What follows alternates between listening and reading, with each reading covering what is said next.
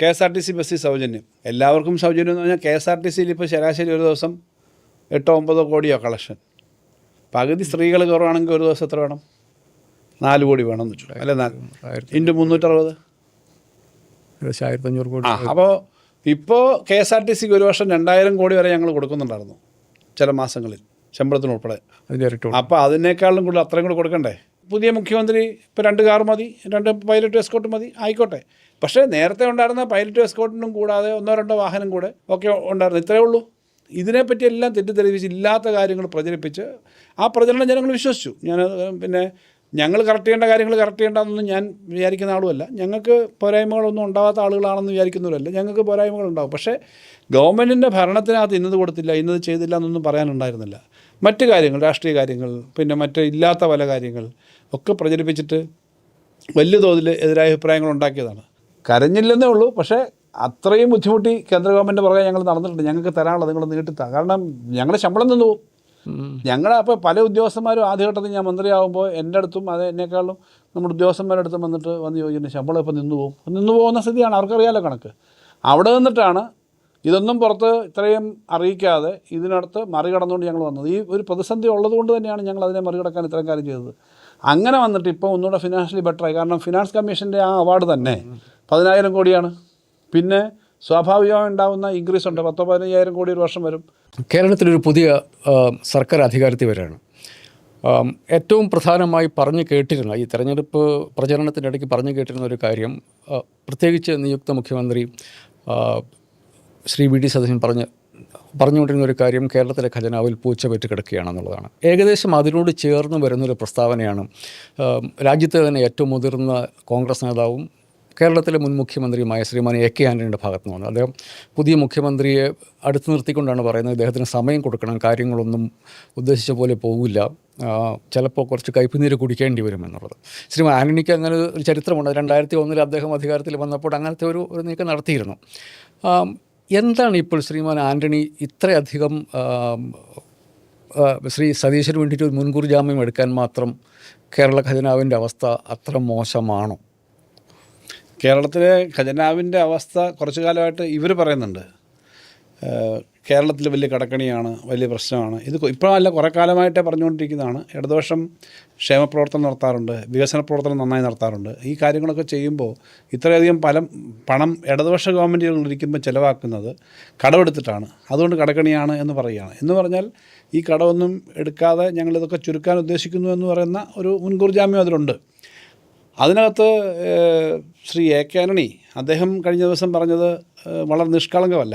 അദ്ദേഹം ഇപ്പോൾ സജീവ രാഷ്ട്രീയത്തിലില്ല. കഴിഞ്ഞൊരു 10 വർഷക്കാലത്തിനകത്ത് അദ്ദേഹം അത്ര സജീവ പ്രവർത്തനമല്ല. വീട്ടിൽ വന്നിട്ട് കാര്യങ്ങൾക്കൊന്നും അധികം പുറത്തു വരുന്നില്ല. അപ്പോൾ അദ്ദേഹം പലതും വേണ്ടത്ര മനസ്സിലാക്കുന്നില്ലായിരിക്കുമെന്നാണ് ഞാൻ കരുതുന്നത്. കാരണം ഈ കാര്യങ്ങൾ മനസ്സിലാക്കി കഴിഞ്ഞാൽ കൃത്യമായി കാര്യങ്ങൾ നടന്നുകൊണ്ടിരിക്കുകയാണ്. കേരളത്തിലെ ഏതെങ്കിലും ഒരു മേഖലയിൽ കഴിഞ്ഞ 10 വർഷക്കാലമായി പെൻഡിങ് പേയ്മെൻ്റ് ഉണ്ടോ? പേയ്മെൻറ്റിൻ്റെ വലിയ ക്യൂ ഉണ്ടോ? ഇപ്പോൾ എന്നെ സംബന്ധിച്ച് ഞാൻ ധനകാര്യമന്ത്രിയായിട്ട് 5 വർഷമായി. ആ 5 വർഷം എന്ന് പറയുമ്പം സാധാരണ ഏത് ഗവൺമെൻറ്റിനേക്കാളും അധികം ഭരണമെടുത്താണ്.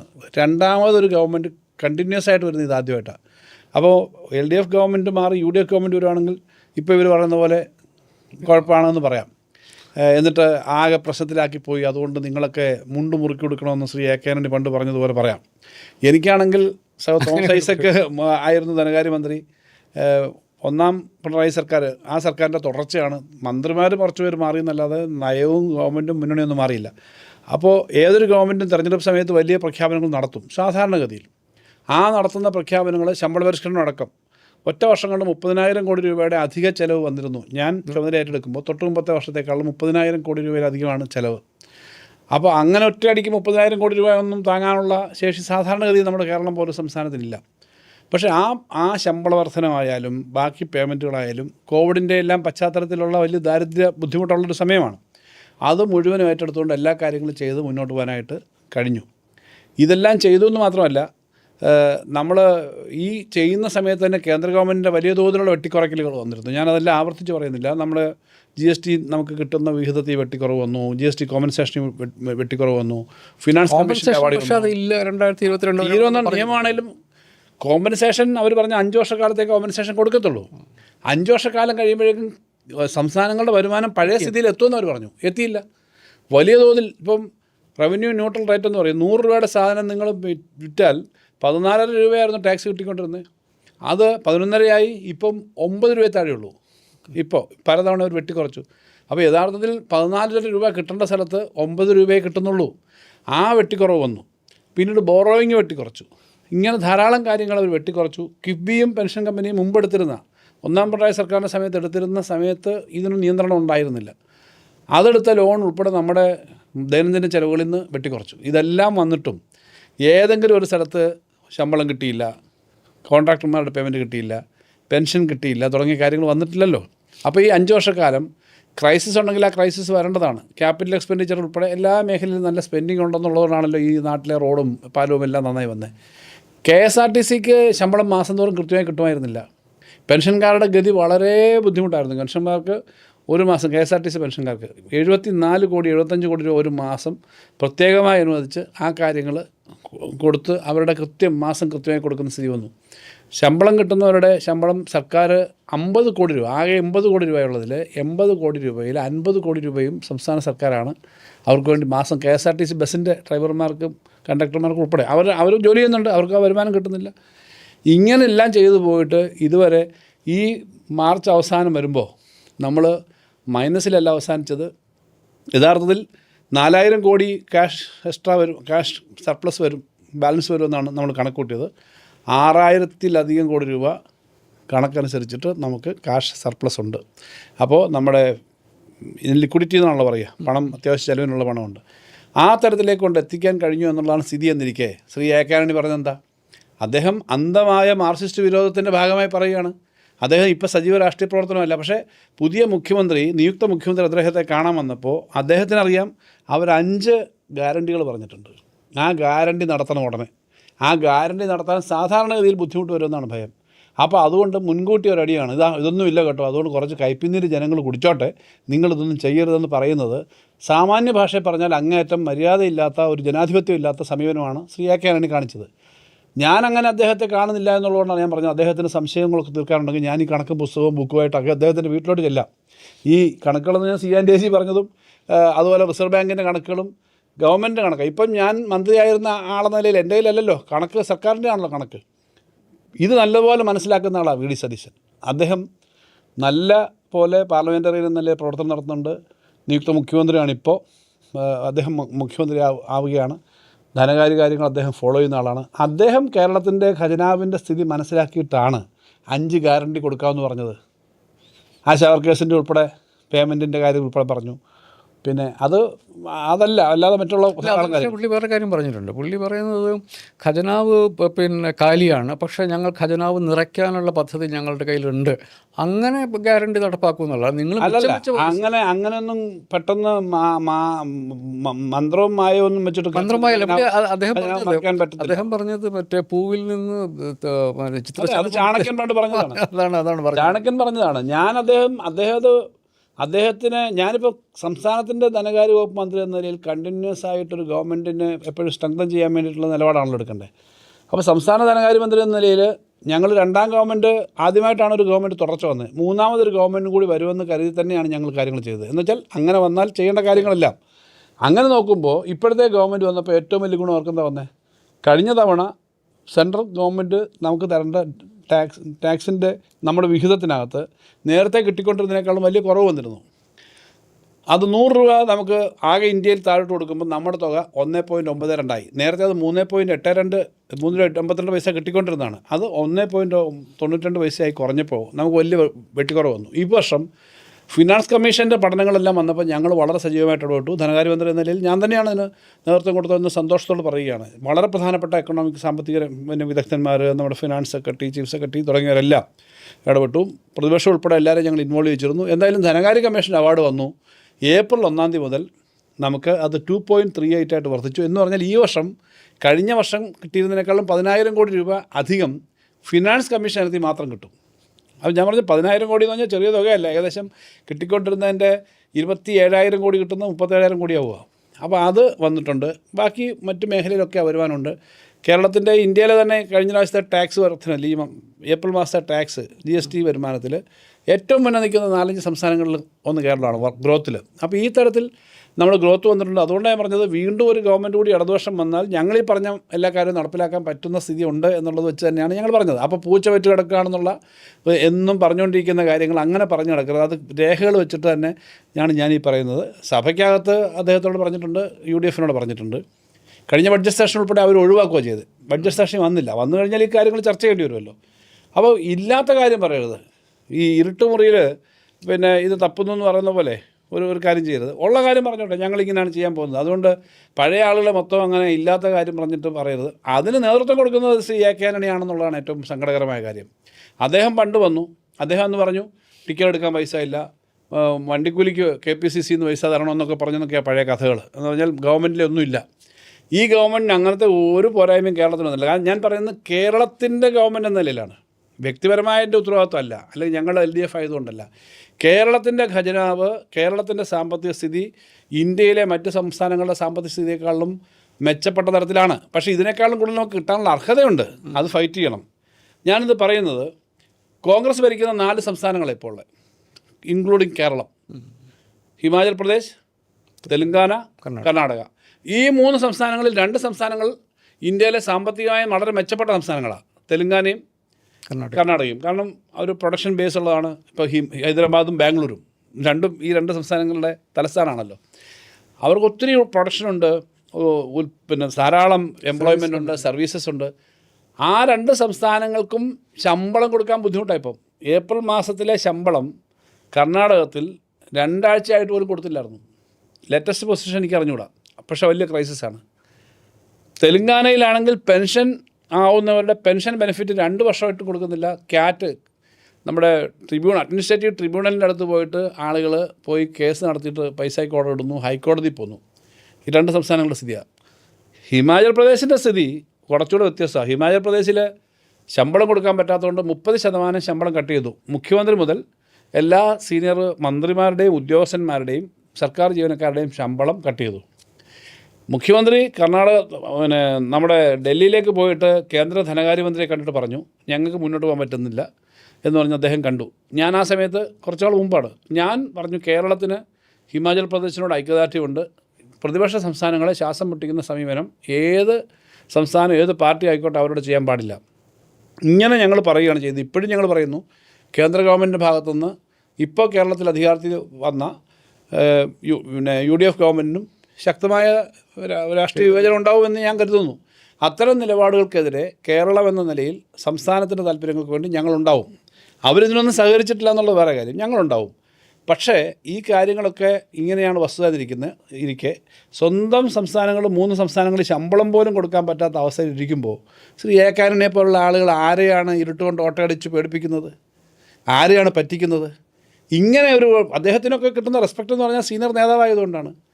അടിസ്ഥാനമില്ലാത്ത കാര്യങ്ങൾ പറയാനാണ് അദ്ദേഹത്തെ പോലുള്ള ആളുകൾ തയ്യാറാവേണ്ടത്. അദ്ദേഹം പറയട്ടെ ഹിമാചൽ പ്രദേശിൽ എന്താണ് അദ്ദേഹത്തിൻ്റെ നേതാക്കന്മാർ ഭരിക്കുന്ന തെലുങ്കാനയിൽ എന്താണ് കർണാടകത്തിൽ എന്ന് പറയട്ടെ. അപ്പോൾ അങ്ങനെയുള്ള കാര്യങ്ങൾ എല്ലാവരും കണ്ടുകൊണ്ടിരിക്കുകയാണ്. അങ്ങനെ കണ്ടുകൊണ്ടിരിക്കുമ്പോൾ അദ്ദേഹം ഇവിടെ എന്ത് പറഞ്ഞാലും നേരത്തെ പറഞ്ഞതുപോലെയൊന്നും ആൾ വിശ്വസിക്കില്ല. കാരണം ഈ 5 വർഷക്കാലവും 10 വർഷക്കാലവും നേരിട്ട് ജനങ്ങൾ അനുഭവിച്ച കാര്യങ്ങളാണല്ലോ. ശ്രീ സതീശൻ്റെ ശുഭാപ്തി വിശ്വാസവും ആൻ്റണിയുടെ ഒരു പെസിമിസവും മുന്നറിയിപ്പും അത് തമ്മിൽ അങ്ങോട്ട് ജെല്ലാകുന്നില്ലല്ലോ. ശ്രീ സതീശൻ അതിനെക്കുറിച്ച് പിന്നെ ഒന്നും പറഞ്ഞായിട്ട് ഞാനും കേട്ടിട്ടില്ല. അദ്ദേഹം ശ്രീ ആൻ്റണിയുടെ പിന്നെ ഈ കയ്പുനീര് അദ്ദേഹം ഏറ്റെടുത്തതായിട്ടും പിന്നെ പ്രതികരണമൊന്നും കണ്ടുമില്ല. വാക്കുകൾ പറയുമ്പം പിന്നെ വിവാദം ഉണ്ടാക്കാൻ വേണ്ടി പറയുന്നതല്ല. പക്ഷേ ഈ പഴയ മഹാഭാരത കഥയിലൊക്കെ ചൂത് കളിക്കുമ്പം ബുദ്ധി ഉപദേശിച്ചു കൊടുക്കുന്ന ചില ആളുകളുണ്ട്. ഒരു ഭരണകർത്താവ് പുതുതായിട്ട് വരുമ്പോൾ ഇങ്ങനെയൊക്കെ പറഞ്ഞേക്കുന്നതിന് അപകടമുണ്ട്. അതുകൊണ്ട് മുൻകൂട്ടി ചില ന്യായങ്ങളും ബുദ്ധികളും ഒക്കെ പറഞ്ഞു കൊടുക്കുന്ന പോലെ ഒരു ഉപദേശമായിട്ടാണ് എനിക്ക് തോന്നിയത്. പിന്നീട് ഇവർക്ക് സാമ്പത്തിക പ്രതിസന്ധി വരുമെന്ന് ശ്രീ ആൻ്റണിയെ പോലെ ഒരാൾക്ക് അറിയാം. ഇവർ പറഞ്ഞ കാര്യങ്ങൾ കർണാടകത്തിൻ്റെയും തെലുങ്കാനയുടെ അനുഭവം വെച്ചായിരിക്കും. പക്ഷേ അദ്ദേഹം അതുകൊണ്ട് പറഞ്ഞതായിരിക്കും നിങ്ങൾ ഇപ്പോഴേ ചാടിക്കയറി ഇങ്ങനെ ഈ 5 ഗ്യാരണ്ടി എന്നൊക്കെ പറഞ്ഞ് ഇപ്പോഴേ പറയില്ല. അതിന് ഉടനെ കൊടുക്കണ്ടെന്ന് പറഞ്ഞാൽ അതിന് ന്യായം വേണ്ടേ? അതുകൊണ്ടാണ് പറഞ്ഞത് കേരളം ആകെ പാപ്പരായി കിടക്കുക. പക്ഷേ അദ്ദേഹത്തിൻ്റെ ഗവൺമെൻറ് സെൻട്രൽ ഭരിക്കുമ്പോഴും ഇപ്പോഴും ഒക്കെയുള്ള കണക്കുകളും കാര്യങ്ങളും എടുത്ത് നോക്കിയോ. ഇപ്പോൾ കേരളത്തിൻ്റെ സാമ്പത്തിക സ്ഥിതിയെ സംബന്ധിച്ച് ഫിസിക്കൽ കൺസോളിഡേഷൻ, സാമ്പത്തിക അച്ചടക്കത്തിൻ്റെ കാര്യത്തിലൊക്കെ നമ്മൾ വളരെ മുന്നേറിയിട്ടുണ്ടെന്നാണല്ലോ റിപ്പോർട്ടുകൾ. നിങ്ങളുടെ ഒരു അസംഷൻ അനുസരിച്ച് ഇപ്പം ഈ ഫിനാൻസ് കമ്മീഷൻ്റെ പുതിയ അവാർഡും നിങ്ങൾ കഴിഞ്ഞ 5 വർഷം കൊണ്ടുണ്ടാക്കുന്ന ടാക്സ് കളക്ഷൻ്റെ ഒരു റെക്കോർഡ് മീറ്റ് ചെയ്യുകയാണെങ്കിൽ ഈ ഗ്യാരണ്ടികൾ ഉറപ്പാക്കാൻ മാത്രമുള്ള പണം സംസ്ഥാന സർക്കാരിൻ്റെ ഖജനാവിലുണ്ടാകുമോ? ന്യായമായിട്ട് അത് ചെയ്യാൻ പറ്റും? ന്യായമായിട്ട് ഇപ്പോഴത്തെ സ്ഥിതിയിൽ ഗ്യാരണ്ടികൾക്ക് വളരെ സുരക്ഷിതമായി ഉറപ്പാക്കാനുള്ള പണം ഈ ഗ്രോപ്പ് വെച്ച് വരണമെന്നില്ല. കാരണം ഗ്യാരണ്ടികളുടെ ചിലവ് ഏതൊക്കെയാണ് അവരെടുക്കുന്നതെന്നുള്ളത് നോക്കണം. ഇപ്പം തന്നെ KSRTC ബസ്സിൽ സൗജന്യം, എല്ലാവർക്കും സൗജന്യം എന്ന് പറഞ്ഞാൽ KSRTCയിൽ ഇപ്പോൾ ശരാശരി ഒരു ദിവസം 8-9 കോടിയോ കളക്ഷൻ. പകുതി സ്ത്രീകൾ കുറവാണെങ്കിൽ ഒരു ദിവസം എത്ര വേണം? 4 കോടി വേണമെന്ന് വെച്ചു, അല്ലെ? 360 1500 കോടി. അപ്പോൾ ഇപ്പോൾ KSRTCക്ക് ഒരു വർഷം 2000 കോടി വരെ ഞങ്ങൾ കൊടുക്കുന്നുണ്ടായിരുന്നു ചില മാസങ്ങളിൽ, ശമ്പളത്തിനുൾപ്പെടെ. അപ്പോൾ അതിനേക്കാളും കൂടുതൽ അത്രയും കൂടെ കൊടുക്കണ്ടേ? അതപ്പോൾ അവർ കണ്ടീഷൻ വെച്ചിട്ട് ഇനി എന്താ ചെയ്യുന്നത് നീ അറിഞ്ഞോ. അപ്പോൾ ഇത് സാധാരണ ഗതി കണക്കാണ്. തെരഞ്ഞെടുപ്പിന് വേണ്ടിയിട്ടൊരു വർത്തമാനം ഞങ്ങൾ പറഞ്ഞതാണ് എന്ന് പണ്ട് ഒരു ഉന്നതനായ അഖിലേന്ത്യാ നേതാവ് പറഞ്ഞ പോലെ, ഈ കോൺഗ്രസിൻ്റെ ഒക്കെ നേതാവ് പറഞ്ഞ പോലെ, തെരഞ്ഞെടുപ്പ് സമയത്ത് ഞങ്ങൾ മാനിഫെസ്റ്റോ ഒക്കെ BJP ഗഡ്കരിയാണെന്നാണ് എക്സാക്ട്ലി കേരളത്തിൽ നിന്ന് പറഞ്ഞിട്ടുണ്ട്. അപ്പോൾ KSRTCയുടെ കണക്കെടുക്കുകയാണെങ്കിൽ 25 ലക്ഷം രൂപയുടെ ഒരു ഇൻഷുറൻസ് പറഞ്ഞു. അതിൻ്റെ എന്താ കണക്ക് കൂട്ടി വരുമ്പോഴല്ലേ അറിയൂ. ഇതുപോലെ പല കാര്യങ്ങളും കണക്ക് കൂട്ടി വരുമ്പോഴാണ് അറിയുക. അപ്പോൾ എന്തായാലും തെരഞ്ഞെടുപ്പിൻ്റെ ഈ കടമ്പ കടന്നു പോകാൻ വേണ്ടി അങ്ങ് പറഞ്ഞു, ഇനിയുള്ള കാര്യം കാൽക്കുലേറ്റ് ചെയ്യട്ടെ. പക്ഷേ ഞാൻ പറയുന്നത്, ഇപ്പോൾ ഈ വർഷം, കഴിഞ്ഞ വർഷം ഞങ്ങൾ ഗവൺമെൻറ് എന്ന നിലയിൽ കിട്ടിയതിനേക്കാളും ഒരു 25,000-30,000 കോടി രൂപ ഈ വർഷം ഇൻകം കൂടും. എല്ലാം കൂടെ ഞാൻ പറഞ്ഞത് ടാക്സ്, പിന്നെ സെൻട്രൽ ഗവൺമെൻറ്റിൽ നിന്നുള്ള ട്രാൻസെസ്, ഡിവിസി പൂള്, അതേപോലെ തന്നെ മറ്റ് ബോറോയിങ്ങിൻ്റെ സ്പേസ്, ഇതെല്ലാം കൂടെ വരുമ്പം 25,000-30,000 കോടി രൂപയാണ് വർദ്ധിക്കുന്നത്. അത് ഞാൻ പറയുന്ന ആ കണക്ക് കൃത്യമായിട്ട് നോക്കിയിട്ടാണ് പറയുന്നത്. അതനുസരിച്ച് ചെയ്യാൻ പറ്റുന്ന തരത്തിലാണ് ഞങ്ങൾ ബഡ്ജറ്റ് തയ്യാറാക്കിയിട്ടുള്ളത്. ഒരു മേഖലയിൽ നിന്ന് പണം കിട്ടിയിട്ടില്ല അവരുടേന്ന്. അതെന്ന് പറഞ്ഞാൽ റവന്യൂ ഡെഫിസിറ്റ് ഗ്രാൻഡ് എന്ന് പറഞ്ഞിട്ട് ഗ്രാൻഡ് ഉണ്ട്, അത് തന്നിട്ടില്ല ഈ പ്രാവശ്യം, ഒരു സ്റ്റേറ്റിനും കൊടുത്തിട്ടില്ല. പക്ഷെ നമുക്ക് ഈ 10,000 കോടി ഈ വർഷം കിട്ടുമ്പോൾ അടുത്ത വർഷങ്ങളിൽ കുറച്ചുകൂടെ കൂടും. 10,000 എന്നുള്ള 12,000 ആവും, 15,000 ആവും. ഒരു 5th ഇയർ ആകുമ്പോഴേക്കും അതൊരു 20,000 കോടിക്ക് അടുത്ത് വരെ കിട്ടും. അപ്പോൾ ആ ഈ പെർസെൻറ്റേജ് ആണല്ലോ, ആ ഒരു ആനുകൂല്യം കിട്ടും. പക്ഷേ ശമ്പള പരിഷ്കരണത്തിൻ്റെ കാര്യത്തിനകത്ത് ഇപ്പോൾ ശമ്പള പരിഷ്കരണം നമ്മൾ കൃത്യമായിട്ട് നടപ്പിലാക്കി, പുതിയ ഓർഡർ ഇറക്കിയില്ല എന്ന് പറയുന്നുണ്ട്. ശമ്പള പരിഷ്കരണ കമ്മീഷൻ വെച്ചു. പക്ഷേ ശമ്പള പരിഷ്കരണം കൃത്യമായിട്ട് നടപ്പിലാക്കുമ്പം 2 കാര്യങ്ങൾ അതിനകത്ത് വരിക. ഒന്ന്, അതുവരെയുള്ള എല്ലാ DA മെർജ് ചെയ്യും. പിന്നെ അതിന് വേണ്ടൊരു ഫിറ്റ്മെൻറ്റ് വരും. ഫിറ്റ്മെൻറ്റ് എന്ന് പറഞ്ഞാൽ ചെറിയ 3%, 5% ഒക്കെ വരാം. ഈ ഫിറ്റ്മെൻറ്റ് ഒഴിച്ച് ബാക്കി കാര്യങ്ങളെല്ലാം നമ്മൾ എല്ലാം കൊടുത്തു കഴിഞ്ഞു. കാരണം 13% മാർച്ച് ഏപ്രിൽ മാസത്തിൽ DA മെർജ് ചെയ്ത്, അല്ലെങ്കിൽ DA കൊടുത്തത്. അതിന് മുമ്പത്തെ വർഷവും കൂടി ചേർത്തപ്പം എല്ലാ DAയും കൊടുത്ത് തീർത്തു, DAയും DRും കൊടുത്തു. അപ്പോൾ ഒറ്റയടിക്ക് ഒരു 50,000 രൂപ 40,000 രൂപയൊക്കെ ശമ്പളത്തിൽ മാസം വർധന വന്നവരുണ്ട്, ഏറ്റവും ഉയർന്ന ശമ്പളം. ആ ശമ്പളം വർദ്ധിച്ചവർക്ക് കിട്ടി. പിന്നെ ഈ ഫിറ്റ്മെൻറ്റിൻ്റെ കാര്യമല്ലേ ഉള്ളൂ. പിന്നെ 1-2 വർഷത്തെ കുറച്ച് ഓരോ വർഷം പെർസെൻറ്റേജ് കൂടുന്നതനുസരിച്ചുള്ള DA DR കുടിശ്ശിക കൊടുക്കാറുണ്ട്. അത് ബഡ്ജറ്റിൽ പറഞ്ഞിട്ടുണ്ട്, അത് 8 ഗഡുവായി കൊടുക്കും. അതാണ് ആകെ ഉള്ള ഔട്ട്സ്റ്റാൻഡിങ് അവർക്കുള്ളത്. ശമ്പള പരിഷ്കരണത്തിൻ്റെ വേറെ ബാധ്യത എന്ന് പറഞ്ഞാൽ ഇപ്പോൾ ഈ പറയുന്ന എല്ലാം കൂടെ വന്നാൽ പോലും കഴിഞ്ഞ വർഷത്തേക്കാളും 10,000, 8,000, 6,000 കോടി രൂപ ഒരു ശമ്പളം, ക്ഷേമ പെൻഷൻ എല്ലാം കൂടെ വരുമ്പോൾ അതിനനുസരിച്ചുള്ള തുകയുടെ അധികം ബാധ്യതയെ വരത്തുള്ളൂ. അത് മീറ്റ് ചെയ്യാൻ പറ്റുന്ന പണം ഇപ്പോൾ തന്നെ ഞങ്ങൾ വെച്ചിട്ടുള്ള ബഡ്ജറ്റിനകത്തും ഞങ്ങളുടെ എക്സ്പെക്റ്റ് ചെയ്യുന്ന വരുമാനത്തിലുണ്ട്. പിന്നെ ബോറോയിങ് കൂടുന്നില്ല. അപ്പം കേരളം കടക്കടിയിലാണെന്ന് നേരത്തെ പറഞ്ഞ ചോദ്യത്തിൻ്റെ വേറൊരു കാര്യം ഞാൻ പറയാം. അത് ഇവർ പറഞ്ഞുകൊണ്ടിരിക്കുന്നൊരു നെറേറ്റീവ്, വളരെ സ്ഥിരമായി പറഞ്ഞുകൊണ്ടിരിക്കുന്നൊരു നെറേറ്റീവാണ്. ഞാനതിൻ്റെ ഒരു കണക്ക് പറയാം. കേരളം കടക്കടിയിലാണോ? ഈ കേരളത്തിലെ ഇപ്പോഴത്തെ സർക്കാർ കടം വർദ്ധിപ്പിച്ചിട്ടുണ്ടോ? അതിനൊരു 20-25 വർഷക്കാലിലെ ഒരു കണക്ക് ഞാൻ പറയാം. ഇപ്പോൾ ഈ കണക്കാകുമ്പം സത്യസന്ധമായിട്ടുള്ള ഡേറ്റ കിട്ടുമല്ലോ ആൾക്ക്. 2001 പൊതുക്കടം ഞാൻ പറയുന്നത്, അതായത് സംസ്ഥാനം കടക്കണിയിലാവുക എന്ന് പറഞ്ഞാൽ അങ്ങനെ സംസ്ഥാനത്തിൻ്റെ കടം കൂടിപ്പോയേ എന്നുള്ളതാണല്ലോ അവർ പറയുന്നത്. സംസ്ഥാനത്തിന് എന്ന് പറഞ്ഞാൽ വഴി കൂടെ നടക്കുമ്പോൾ ആളുകളെ പിടിച്ചതാ, ഇവരൊക്കെ ഇവിടെ ചുറ്റുപാടൊക്കെ ഉള്ളവരെ ഇനി വന്നേ നിങ്ങൾ ഇത്ര വരാനുണ്ടെന്ന് പറഞ്ഞ് പിടിക്കുന്നതാണല്ലോ കടക്കണി എന്ന് പറയുന്നത്. എന്തായാലും സംസ്ഥാനങ്ങളുടെ കടം അങ്ങനെയല്ല വരുന്നത്. എന്നാലും ഞാൻ പറയാം സംസ്ഥാനത്തിൻ്റെ എങ്ങനെയാണ് കടത്തിൻ്റെ സ്ഥിതി. 2001 അന്നത്തെ ഗവൺമെൻറ്, 2001 നയനാർ ഗവൺമെൻറ്റിൻ്റെ കാലാവധി കഴിഞ്ഞപ്പം 24,000 കോടിയായിരുന്നു സ്റ്റേറ്റിൻ്റെ ആകെ കടം. നമ്മൾ 24,000 തൊട്ടിപ്പോൾ വരെ പറയുമ്പം മണി വാല്യൂവിന് ഒത്തിരി വ്യത്യാസം വന്നിട്ടുണ്ട്. അന്നൊരു ഡോളർ എന്ന് പറഞ്ഞാൽ 12 രൂപയായിരിക്കും, ഇപ്പോൾ ഒരു ഡോളർ എന്ന് പറഞ്ഞാൽ 100 രൂപയായി. അപ്പോൾ അങ്ങനെയും കൂടെ മണി വാല്യൂവിനകത്ത് വ്യത്യാസം വരും. എന്നാൽ 2001 24,000 കോടി രൂപയായിരുന്നു ഏകദേശം. 23,500 അടുത്തായിരുന്നു അന്നത്തെ ആകെ കടം. 2006 ഉമ്മൻചാണ്ടി ഗവൺമെൻറ്റിൻ്റെ കാലാവധി കഴിഞ്ഞ സമയത്ത് 2006 അത് 6,000 കോടിയായി. ഓക്കെ, ഏകദേശം ഇരട്ടി. 2011 VS ഗവൺമെൻറ് കാലം കഴിഞ്ഞപ്പം അത് 83,000 കോടിയായി. അതും ഏകദേശം ഇരട്ടിയാണ്, 95-100%. അതിനുശേഷം 2011 കഴിഞ്ഞിട്ട് ഉമ്മൻചാണ്ടി ഗവൺമെൻറ് കാലാവധി 2016 കഴിഞ്ഞു. അപ്പോൾ അത് 1,62,000 കോടിയായി. നേരെ ഇരട്ടിയായി. അവിടുന്ന് 2021 ഒന്നാം പിണറായി സർക്കാരിൻ്റെ കാലാവധി കഴിയുമ്പം അത് 2,96,000 കോടി രൂപയെന്നാണ് എൻ്റെ കണക്ക്. 2,96,000 കോടി രൂപയോളമായി. അപ്പോൾ അത് ഏകദേശം ഇരട്ടിയായി. അത് കഴിഞ്ഞ് 2026 ഇപ്പോഴത്തെ എൻ്റെ കയ്യിൽ കഴിഞ്ഞ ദിവസം നിയമസഭയിൽ കൊടുത്ത കണക്കനുസരിച്ച് 4,85,000 കോടി താഴെയാണ് വരിക. 4,85,000 എന്ന് പറഞ്ഞാൽ 3 ലക്ഷത്തിന് താഴെയാണല്ലോ ഒന്നാം, അല്ലെങ്കിൽ 2021 3 ലക്ഷത്തിന് 6 ലക്ഷം കോടി ആകുമെന്നാണല്ലോ എക്സ്പെക്റ്റേഷൻ. ഇവർ UDFൻ്റെ നേതാക്കന്മാരും ചില സാമ്പത്തിക വിദഗ്ധരും പറഞ്ഞത് കേരളം 6 ലക്ഷം കോടി രൂപ കടക്കത്തിലാണെന്നാണ്. ഞാനത് കേട്ടു. അതല്ല 6 ലക്ഷം കോടി ആയില്ല, 4,80,000-85,000 കോടി ആയിട്ടേ ഉള്ളൂ ഇപ്പോഴത്തെ കണക്കനുസരിച്ച്. അതെന്തുകൊണ്ടാണെന്ന് വെച്ചാൽ ഈ ഘട്ടത്തിലാണ് സെൻട്രൽ ഗവൺമെൻറ് വലിയ തോതിലേക്ക് നമ്മുടെ കടത്തിൻ്റെ പിന്നെ നമ്മുടെ അനുവാദത്തിനൊക്കെ ലിമിറ്റ് ചെയ്തു. ഇപ്പോൾ കിഫ്ബി എടുത്തതും മറ്റും കെട്ടിക്കുറച്ചു. എടുക്കാൻ പറ്റാത്തത് കൊണ്ടുമുണ്ട്. കാരണം ചില കാര്യങ്ങൾ എടുക്കേണ്ടതാണ്, അത് കട്ട് ചെയ്ത് വരുന്നു. അപ്പോൾ അതിൻ്റെ ഒരു പ്രശ്നമുണ്ട്. പക്ഷേ അത് നമ്മുടെ പ്രവർത്തനങ്ങളെ ബാധിച്ചിട്ടില്ല, നമ്മുടെ ക്യാപിറ്റൽ എക്സ്പെൻഡിച്ചർ വരേണ്ടതാണ്. അപ്പോൾ അവിടെയാണ് നമ്മൾ കിഫ്ബി എന്ന് പറയുന്ന സംവിധാനം സംസ്ഥാന സർക്കാരിൻ്റെ ബോറോയിങ്ങിന് പുറത്തുനിന്ന് എടുത്തുകൊണ്ടാണ് തുടങ്ങിയത്. അപ്പോൾ അതും കയറി പിടിച്ചു. നേരത്തെ ട്രഷറിയിൽ നിങ്ങൾ പൈസ ഇട്ടാൽ, ഡെപ്പോസിറ്റ് ഇട്ടാൽ അത് കടത്തി വരത്തില്ലായിരുന്നു. ഇപ്പോൾ ട്രഷറിയിൽ വരുന്ന ഫിക്സഡ് ഡെപ്പോസിറ്റ് ആരും ഇട്ടാൽ അതും കടത്തി വരും. ഇതെല്ലാം വരുന്നതുകൊണ്ട് തന്നെ നമ്മുടെ കടപരിധി കുറഞ്ഞു. ഇവർക്കും ബാധകമാണ്. പക്ഷേ ഇവർക്ക് ഇപ്പം 4,85,000 ഉള്ളൂ. 6 ലക്ഷം കോടി സാധാരണഗതിയിലാവേണ്ടത് 4,85,000 കോടിയായി. കാരണം 1,4 ലക്ഷം കോടിയോളം രൂപ ഒരു വർഷം ശരാശരി 25,000 കോടി രൂപ കുറവാക്കേണ്ടത് കിട്ടാതിരുന്നു. പിന്നെ എങ്ങനെയാണ് ഞങ്ങൾ നിന്നതെന്ന് നോക്കുമ്പോഴാണ് ഏറ്റവും പ്രധാനപ്പെട്ട ഞങ്ങളുടെ ഗവൺമെൻറ് അച്ചീവ്മെൻറ്റ് എടുത്തു പറയേണ്ടത്. കഴിഞ്ഞ 50 വർഷക്കാലത്തെ ഗവൺമെൻറ്റുകളുടെ ഏറ്റവും വലിയ നേട്ടമെന്ന് പറയാവുന്നത് ഈ ഗവൺമെൻറ്റിൻ്റെ കാലാവധി അവസാനിക്കുമ്പോൾ ഏതെങ്കിലും മേജറായ ധനകാര്യ പ്രതിസന്ധി ഉണ്ടായില്ല എന്നുള്ളത് അഭിമാനകരമായ കാര്യം. പക്ഷേ എല്ലാ ദിവസവും ഞങ്ങൾക്ക് ടെൻഷനായിരുന്നു. ആരോഗ്യം നോക്കിക്കഴിഞ്ഞാൽ പിന്നെ ആദ്യഘട്ടത്തിലൊക്കെ ആരോഗ്യവും ബാധിച്ചിട്ടുണ്ട്. എല്ലാ ഘട്ടത്തിലും ഈ ധനകാര്യ വകുപ്പ് മന്ത്രിമാർക്കോ ഉദ്യോഗസ്ഥന്മാർക്കൊക്കെ ഉണ്ടാകുന്ന പ്രഷറുകളായിരിക്കും. അത്രയ്ക്ക് പ്രഷറാണ്. എന്തായാലും ഈ 5 വർഷക്കാലം അവസാനിച്ചപ്പോൾ ഞങ്ങൾ ക്ഷേമ പെൻഷൻ ഉൾപ്പെടെ 2 ഗഡു പെൻഷനും കൂടി കൊടുത്തിട്ട് അഡ്വാൻസ് കൊടുത്തിട്ടാണ് നിന്നത്.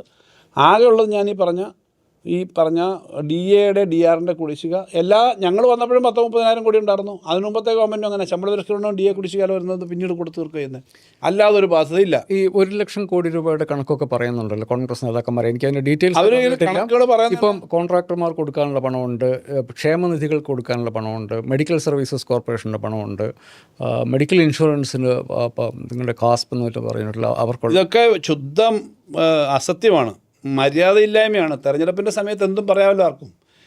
ഇപ്പോൾ കോൺട്രാക്ടർമാരുടെ പേയ്മെൻറ്റിൻ്റെ സ്ഥിതി എന്താണെന്നറിയോ? ബിൽ ഡിസ്കൗണ്ടിങ് സ്കീമാണ്. 6 മാസം മുമ്പ് എനിക്കൊരു ബില്ലുണ്ടെങ്കിൽ ഞാൻ ആ ബില്ല് ഡിസ്കൗണ്ട് ചെയ്യും. 6 മാസം കഴിഞ്ഞ് പണം കിട്ടും. അതിനകത്ത് 10% ഇൻട്രസ്റ്റ് ഉണ്ട്. ആ 10% ഇൻട്രസ്റ്റിൻ്റെ പകുതി സംസ്ഥാന ഗവൺമെൻറ് കൊടുക്കും, പകുതി കോൺട്രാക്ട് കൊടുക്കണം. 10% ഫോർ 1 ഇയറാണ്. 6 മന്ത്സ് ആകുമ്പം 5 എഫക്റ്റീവ് ആവും. 2.5% അതിനകത്ത് ഈ ഡിസ്കൗണ്ടിങ് റേറ്റ് ഉണ്ട്. അത് കിട്ടുന്നതല്ലാതെ വലിയ ക്യൂ ഇല്ല. കോൺട്രാക്ടർമാരുടെ അങ്ങനെ വലിയൊരു പൈസ കിട്ടാനുണ്ടെന്നുള്ള പരാതിയില്ല.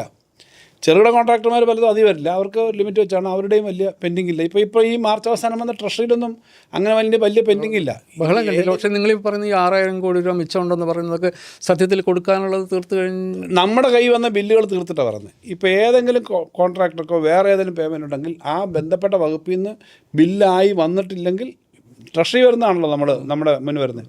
ട്രഷറി വന്നത് പെൻഡിങ് ആയിട്ട് കിടക്കുന്നില്ല. പിന്നെ ഹ്യൂജ് എമൗണ്ട് വരുന്ന കോൺട്രാക്ടേഴ്സിൻ്റെ ബിൽ ഡിസ്കൗണ്ടിങ് ആണ്. അതിനകത്ത് ബിൽ ഡിസ്കൗണ്ടിങ് അങ്ങനെ പെൻഡിങ് ഇല്ല. ഇതൊരു തുടർച്ചയായ പ്രക്രിയയാണല്ലോ. അപ്പോൾ അങ്ങനത്തെ പെൻഡിങ്ങുകളൊന്നും കിടക്കുന്നില്ല. വാട്ടർ അതോറിറ്റിയുടെ ജൽജീവൻ മിഷൻ്റെ കാര്യത്തിനകത്ത് കേന്ദ്ര ഗവൺമെൻറ് പണം തരാത്തൊരു പ്രശ്നമുണ്ട്. 50% കേന്ദ്ര ഗവൺമെൻറ്റും 50% നമ്മളും കൊടുക്കണമെന്നാണ്. അവർ പണം തരാതിരുന്നിട്ട് 5,600 കോടി ഇപ്പോൾ അവർ തരാനുള്ള പെൻഡിങ് ഉണ്ട്. 5,600 കോടി കടമെടുത്ത് 5,000 കോടി, ഇപ്പോൾ 7,000 കോടി നമ്മൾ വാട്ടർ അതോറിറ്റി ബോറോ ചെയ്ത് നമ്മൾ ഗ്യാരണ്ടി കൊടുത്തെടുത്തിട്ടാണ് കോൺട്രാക്ടർമാരുടെ പേയ്മെൻറ്റ് കൊടുത്തത്. കാരണം സെൻട്രൽ ഗവൺമെൻറ് സ്കീം അനുസരിച്ചിട്ട് നമ്മൾ 100 രൂപ കൊടുക്കുമ്പോൾ അവർ 100 രൂപ തരണം. ഇങ്ങനെയാണ് എൻ്റെ സ്കീം.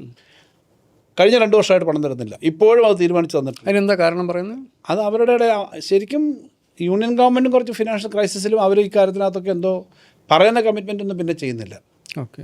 അപ്പോൾ അത് നമ്മൾ കോൺട്രാക്ടർമാർക്ക് ഇത്രയും വലിയൊരു ബാധ്യത വരുന്നതുകൊണ്ട് നമ്മൾ അവരുമായിട്ട് എഴുത്തുകൂത്തുകളും തർക്കമൊക്കെ നടക്കുന്നുണ്ട് കേന്ദ്ര ഗവൺമെൻറ്റുമായിട്ട്. പക്ഷേ പണം കൊടുക്കേണ്ടതുകൊണ്ട് 7,000 കോടിയോളമാണ് നമ്മൾ ഈ കഴിഞ്ഞ ഫെബ്രുവരി മാർച്ചൊക്കെ ആയിട്ട് നമ്മൾ അവർക്ക് കൊടുത്തു തീർത്തതെന്നാണ് എൻ്റെ ധാരണ. അപ്പോൾ ഇങ്ങനെ എവിടെയും കൊടുക്കാനില്ല, അങ്ങനെ കൊടുക്കാനില്ല. ഇപ്പം 120 കോടി രൂപ മറ്റോ ഇപ്പം ആസ് ഇറ്റ് ഈസ് ഈ കഴിഞ്ഞ ഞങ്ങൾ ഒക്കെ രാജിവെക്കുന്ന സമയത്ത് 120 കോടി രൂപ മറ്റോ ആകെ ഈ മെഡിക്കൽ KMSCL കൊടുക്കാനുള്ളൂ. അവിടെയും ബിൽ ഡിസ്കൗണ്ടിങ് സിസ്റ്റം ഉണ്ട്. ഓക്കെ. അപ്പോൾ ഇത് എന്തെങ്കിലും തെറ്റ് പറഞ്ഞുകൊണ്ട് നടക്കുകയാണ്. അങ്ങനെ തെറ്റ് പറഞ്ഞ് നടക്കുന്നതിന് യാതൊരു മര്യാദയില്ലാത്ത ഒരു സമീപനമാണ് കോൺഗ്രസ് ഏത് സമയത്തും കാണിക്കുന്നത്. പക്ഷേ തെരഞ്ഞെടുപ്പ് കഴിഞ്ഞു, അവർ അധികാരത്തിൽ വരുന്നു, ഇനിയെങ്കിലും സത്യം പറയണം. പിന്നെ തങ്ങൾക്കുണ്ടാകാൻ പോകുന്ന കാര്യങ്ങളൊക്കെ മറച്ചു വെക്കാൻ വേണ്ടി വീണ്ടും നുണപ്രചരണം നടത്താൻ സാധ്യതയുണ്ട്. പക്ഷേ അങ്ങനെ നുണപ്രചരണം ഒന്നും നടത്തി കഴിഞ്ഞാൽ ജനങ്ങളുടെ അടുത്തേക്ക് കാര്യങ്ങൾ എത്തിക്കാനുള്ള വേറെ മാർഗ്ഗങ്ങളുണ്ട്. ഇനിയെങ്കിലും സത്യം പറയണമെന്ന് ഞാനോട് 2011 ഉമ്മൻചാണ്ടി സർക്കാർ അധികാരത്തിൽ വന്നപ്പോൾ അവരൊരു ധവളപത്രം കൊണ്ടുവന്നിട്ടുണ്ടായിരുന്നു. നിങ്ങൾ വിചാരിക്കുന്നുണ്ടോ UDF സർക്കാർ ഒരു ധവളപത്രത്തിലേക്ക് പോകും എന്ന്? ഈ UDF സർക്കാർ പറ്റ് കിടക്കുന്ന UDF സർക്കാരിന് ധവളപത്രത്തിലേക്കോ അല്ലാതെ പോകല്ലോ. കാരണം ഇവർ കാര്യങ്ങളിൽ നിന്ന് ഒളിച്ചോടേണ്ട കാര്യമില്ലല്ലോ. കഴിഞ്ഞ നിയമസഭ നടക്കുന്ന സമ്മേളനത്തിൽ ബഡ്ജറ്റിൻ്റെ സമയത്ത് ഞാൻ പറഞ്ഞു, നിങ്ങൾ ബഡ്ജറ്റ് സെഷനിൽ വരണം, ഈ ബഡ്ജറ്റ് കേൾക്കണം, നിങ്ങൾക്ക് പറയാനുള്ളതെല്ലാം പറയാമല്ലോ, എല്ലാ ഡോക്യുമെൻറ്റും അവരുടെ ഉണ്ടല്ലോ. ഇനിയായാലും സർക്കാരിൻ്റെ ഡോക്യുമെൻ്റ് കണക്കുകൾ വെച്ചല്ലേ അവർക്ക് പറയാൻ പറ്റുള്ളൂ. അതുകൊണ്ട് ധവളപത്രം എന്നൊരു സാധാരണ തെരഞ്ഞെടുപ്പ് ഒരു ഗവൺമെൻറ് മാറി വേറൊരു ഗവൺമെൻറ്റൊക്കെ വരുമ്പോഴേ ധവളപത്രം, കാരണം എല്ലാ കാര്യങ്ങളും സ്വതന്ത്രമായി തുറന്ന് എന്ത് കാര്യം പറഞ്ഞോട്ടെ, ഏത് കാര്യം പറഞ്ഞാലും ഞങ്ങൾക്ക് ഞാനീ പറഞ്ഞ കേരളത്തിലെ ഗവൺമെൻറ് കടക്കണിയിലായിരുന്നു. അപ്പം കഴിഞ്ഞ 5 വർഷക്കാലം ഈ ശമ്പളം കിട്ടുമോ എന്നുള്ള സംശയം വരെ ഉണ്ടായിരുന്നൊരു ഘട്ടമാണ്. അതുകൊണ്ടാണ് ഇന്ത്യയിലെ പല സംസ്ഥാനങ്ങളിലും ശമ്പളം കിട്ടാത്തത്. PSC നിയമനങ്ങൾ ഇന്ത്യയിൽ എല്ലായിടത്തും നിർത്തിവെച്ചു. നമ്മൾ മാത്രമാണ് PSC നിയമനം കൊടുക്കുന്ന സ്ഥിതി വന്നത്. ഇതെല്ലാം ഉണ്ടായി. ആ നിയമനം കിട്ടിയവർക്കൊക്കെ ശമ്പളം കിട്ടിയോ എന്ന് ചോദിച്ചാൽ ശമ്പളം കിട്ടിയല്ലോ. അതോ അവരുടെ സ്വപ്നമായിരുന്നു ശമ്പളം കിട്ടിയെന്നുള്ളത്? ഞങ്ങൾ ഹിപ്നോട്ടൈസ് ചെയ്തോ? ആളുകൾക്ക് ശമ്പളം കിട്ടി, ആൾക്ക് മരുന്ന് കിട്ടി, ആൾക്ക് നല്ല റോഡുണ്ടായി, 5 ലക്ഷം പേർക്ക് ലൈഫ് പദ്ധതിനനുസരിച്ച് വീട് കൊടുത്തു. ഈ കാര്യങ്ങളെല്ലാം ചെയ്തത് അവർ കണ്ടതാണ്. വിഴിഞ്ഞം പോലെ ഒരു ഹ്യൂജ് പ്രൊജക്റ്റ്, കേരളത്തിൻ്റെ മാത്രമല്ല ഇന്ത്യയുടെ തന്നെ ആകെ ഭാവിയെ മാറ്റിമറിക്കാൻ പറ്റുന്ന തരത്തിലേക്ക് വികസനത്തിന് ധാരാളം ജോലിക്ക് അവസരം ഉണ്ടാക്കുന്ന വിഴിഞ്ഞം പദ്ധതി സ്വന്തമായിട്ടാണ് ഫണ്ട് കണ്ടെത്തിയത്. ധനകാര്യ വകുപ്പിന് അതിനകത്ത് പ്രത്യേക ഒരു ഇനിഷ്യേറ്റീവ് എടുക്കേണ്ടി വന്നിട്ടുണ്ട്. കാരണം ഒരു പണവും കിട്ടുന്ന സ്ഥിതി ഉണ്ടായിരുന്നില്ല. 5000 ചില്ലാനും കോടി രൂപ ആദ്യഘട്ടത്തിൽ. പിന്നീട് ഇപ്പോഴും കേന്ദ്രത്തിൻ്റെ ഒരു കാര്യമില്ല, ഒന്നും ഉപയോഗിച്ചിട്ടല്ലേ. ഒരു കാര്യം ചോദിക്കട്ടെ, അവിടെ നമുക്ക് ടാക്സ് ഏതെങ്കിലും തരത്തിൽ റവന്യൂായിട്ട് വന്നു തുടങ്ങിയിട്ടുള്ളൂ. നമ്മളതിൻ്റെ ബെനിഫിറ്റ് ഉണ്ടാകുന്ന അടുത്ത 10-20 വർഷം കൊണ്ടായിരിക്കും. കാരണം ധാരാളം വ്യവസായങ്ങൾ വരും, ധാരാളം ആൾക്ക് ജോലി കിട്ടും, ഈ എക്സ്പോർട്ടും ഇമ്പോർട്ടും ഇവിടെ പ്രൊഡക്ഷൻ യൂണിറ്റൊക്കെ വരും.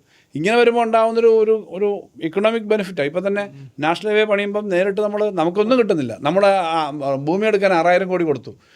ടോൾ മൊത്തം പിരിക്കുന്ന കേന്ദ്ര ഗവൺമെൻറ്റാണ്, നമുക്കൊരു പണവുമില്ല. പക്ഷേ അതുണ്ടാക്കുന്ന കേരളത്തിലുണ്ടാക്കുന്ന ഒരു ഡെവലപ്മെൻ്റ് ഉണ്ട്, അതിൻ്റെ ഒരു ഇമ്പാക്റ്റ് ഉണ്ട്. അത് അങ്ങനെ ഉണ്ടാവും. അത് വിഴിഞ്ഞം പോലുള്ള വലിയ പദ്ധതികൾ, വയനാട് പോലെയുള്ള പുനരധിവാസം, ഇതൊക്കെ നമ്മൾ ചെയ്യേണ്ട ഉത്തരവാദിത്വം എന്ന നിലയിൽ തന്നെ നമ്മൾ ചെയ്തിട്ടുണ്ട്. ഇതെല്ലാം ചെയ്ത ആളുകളോട് പറയുക, ഇവിടെ ഭയങ്കര ദാരിദ്ര്യമായിരുന്നു, അതുകൊണ്ട് കയ്പുനീര് കുടിക്കാനായിട്ട് നിങ്ങളെല്ലാം തയ്യാറാവണം. കാരണം ഈ 5 വർഷക്കാലം ശമ്പളം കിട്ടത്തില്ലെന്നാണ് ആളുകൾ ധരിച്ചത്, മറ്റ് സ്റ്റേറ്റ് പോലെ ആവുമെന്ന് ധരിച്ചു. അതെല്ലാം നടന്നു.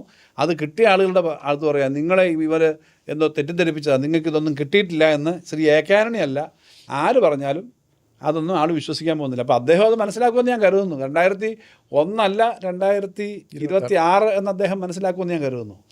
ഞാൻ റിസർവ് ബാങ്കിൻ്റെ ഒരു കണക്ക് നോക്കിയപ്പം അതിൽ states on revenue to total revenue എക്സ്പെൻഡിച്ചറിൻ്റെ എത്ര ശതമാനം ഒരു സ്റ്റേറ്റ് സ്വന്തമായിട്ട് കൊണ്ടു നടക്കുന്നു എന്നുള്ളതാണ്. അതാണ് ഈ കടം വാങ്ങിയാണ് സംസ്ഥാനം, അതാണ് ഈ കണക്ക്. അതനുസരിച്ച് ഇന്ത്യയിലെ ഏറ്റവും ഉയർന്ന തരത്തിലുള്ള 8 സംസ്ഥാനങ്ങൾ, ഗുജറാത്താണ് ഏറ്റവും അധികം സ്വന്തം വരുമാനം കൊണ്ട് അവരുടെ റവന്യൂ എക്സ്പെൻഡിച്ചർ നടത്തുന്നത്. അവർ 78.5%. പിന്നെ ഉള്ളത് തെലങ്കാന 78%, തമിഴ്നാട് 66%, ഒഡീഷ 62%, ഹരിയാന 69%, മഹാരാഷ്ട്ര 69%, കേരള 61.7. അതാണ് റിസർവ് ബാങ്കിൻ്റെ കണക്കായിട്ട്. അതായത് നമ്മൾ 100 രൂപ നമ്മൾ റവന്യൂ എക്സ്പെൻഡിച്ചർ ഉണ്ടെങ്കിൽ 61 രൂപ നമ്മുടെ സ്വന്തം വരുമാനത്തിൽ നിന്നാണ് കണ്ടെത്തുന്നത്.